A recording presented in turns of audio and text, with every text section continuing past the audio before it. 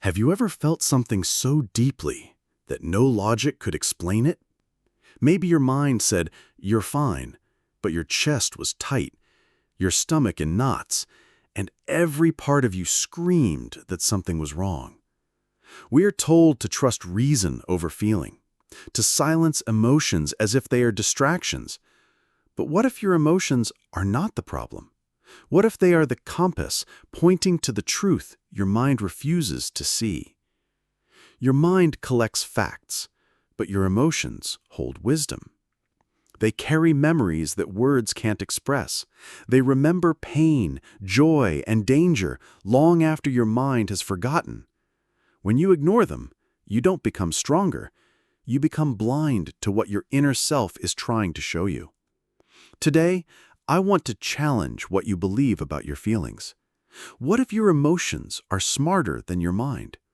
What if the very things you are trying to push away are the keys to healing, freedom, and self-understanding? We live in a world that praises control. Don't let emotions get in the way, they say. Stay rational, be logical. It sounds like good advice, but there's a dangerous lie hidden in these words. The belief that emotions make you weak. Think about it. How often have you heard someone say, "Don't cry, be strong," as if tears are a sign of failure? From a young age, we are taught to mistrust our own feelings. We learn to hide sadness, anger, fear, and even love. We bury them under smiles and fake strength. But here's the truth. Emotions are not your enemy. They are your body's language. They are raw messages from your unconscious mind. When you feel anxious, it's not random. It's your body warning you that something needs attention. When you feel sadness, it's not weakness. It's your soul asking for care. Ignoring emotions is like ignoring pain. You wouldn't keep running on a broken leg, right? So why do we keep running on a broken heart? If this is already making sense to you, consider subscribing to this channel. Here, we explore the truths no one tells you about your mind and soul. Truths that can change how you see yourself. Now, let me ask you, how many times have you ignored your feelings because they were inconvenient? Maybe you stayed in a toxic relationship because your mind made excuses. Maybe you kept working in a job that drained you because logic said it was secure. But deep inside, your emotions were screaming. They were trying to pull you towards something better. That discomfort, that quiet voice, was not there to sabotage you. It was there to guide you. You see, your mind is analytical. It calculates risks and benefits. But your emotions are intuitive. They sense what logic cannot. When your heart races around someone, when your gut twists before making a decision, that is wisdom. The question is, are you listening? Emotions are not random waves of chaos. They are data. They are signals that carry meaning, often before your mind can understand the situation. Fear, for example, is often your body's way of saying, "Pay attention, something here might hurt you." Anger, on the other hand, is not just rage, it's a boundary being crossed. Sadness? It's an invitation to slow down and heal. Modern psychology now agrees with what ancient wisdom always knew. Emotions are intelligent. They store experiences in a way logic never can. They connect past and present, showing patterns that the mind misses. The real problem is not having emotions. It's when we suppress them. Emotions that are ignored don't disappear. They turn into stress, tension, and sometimes even illness. Your body will keep whispering until it has to scream. Have you noticed how often your mind and your emotions fight each other? Your mind says, "It's not a big deal, just move on," while your heart still aches. Your mind says, "You should be happy," but your body feels heavy, drained, or anxious. This is because the mind can lie, but emotions can't. Your mind will rationalize staying in situations that hurt you. It will tell stories to keep you comfortable, even if those stories are slowly destroying you. Emotions, however, are brutally honest. The tension you feel in your chest, the restless nights, the sudden tears, those are your emotions begging you to stop pretending, to pay attention, to see what's real. We think we control our emotions by ignoring them, but it's the opposite. The emotions we refuse to face control us the most. What would happen if, instead of fighting your emotions, you listened to them? Imagine treating every feeling like a messenger, not a threat. When fear shows up, instead of saying, "Go away, I don't want you here," you could ask, "What are you trying to warn me about?" When sadness arrives, you could say, "What wound are you asking me to heal?"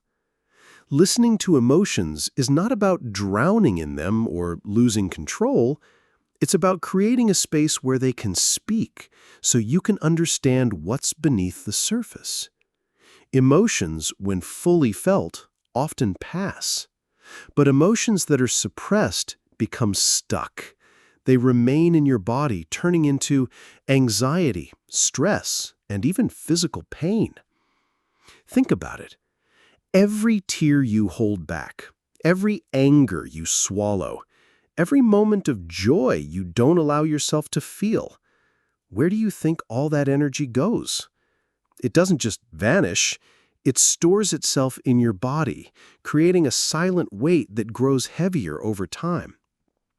Your emotions are not your weakness. They are your radar, your alarm system, your guide. The moment you start listening to them, life becomes clearer. You start seeing what you truly need instead of what you're told you should want. Your body speaks the language of emotions before your mind can catch up. Have you ever felt a knot in your stomach before a tough conversation? Or tension in your shoulders when you're holding back words you wish you could say?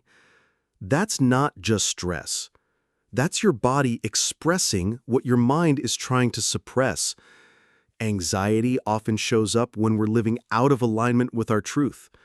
Sadness often surfaces when we need rest, love, or closure. Even joy has a body language. It's the lightness you feel, the energy that makes you want to move, to laugh, to share. The problem is that we've been trained to numb these sensations. We push through exhaustion with caffeine. We cover up anxiety with endless scrolling. We silence sadness with fake positivity. But the body keeps score. The body remembers what we refuse to feel. If you really want to heal, you must reconnect with your body and what it's trying to tell you. Your emotions live there, waiting for you to listen. Acceptance doesn't mean you like what you're feeling. It means you stop running from it. When you say, "Yes, I feel this," you allow the emotion to move through you instead of getting stuck inside. Most of our suffering comes from resisting emotions. We say, "I shouldn't feel this way. I should be stronger, happier, more positive." But feelings don't disappear because you tell them to. They just go deeper into the shadows of your mind, growing stronger. True strength is not about being emotionless. It's about being honest with yourself. It's about saying, "I am angry. I am hurt. I am scared. And that's okay. I'm still worthy. I'm still me." Once you accept your emotions, you can work with them instead of against them. You begin to see that every feeling has a purpose, even the uncomfortable ones, especially the uncomfortable ones. Here's the secret. Emotions become wisdom when you let them guide you instead of control you. Anger can teach you where your boundaries are. Fear can teach you what matters enough to protect. Sadness can teach you where healing is needed. To turn emotions into wisdom, you must first feel them fully. Ask yourself, what is this emotion trying to tell me? What is it showing me about myself or my life? Then listen. Write it down. Reflect on it. When you treat your emotions as teachers, You stop being afraid of them. You stop seeing them as obstacles. You realize they are part of your inner intelligence, a deeper intelligence that your mind alone can't access. And the more you practice this, the more you begin to trust yourself. You start to make decisions not just with logic, but with intuition and clarity. You live in alignment with who you really are. Your emotions are not flaws to fix. They are signals to follow. They are the heartbeat of your truth, the raw language of your soul. If you want to live fully, really live, you must stop silencing them. The next time you feel something, don't ask, "How do I get rid of this?" Ask instead, "What is this trying to teach me?" The answers might surprise you. They might change everything. Your mind can analyze, but your emotions know the way. They are not weaker than logic. They are wiser. The question is, will you dare to trust them? If this message resonated with you, don't let it fade. Subscribe and stay with us. Together, we will explore the depths of what makes us human and how to turn that depth into strength.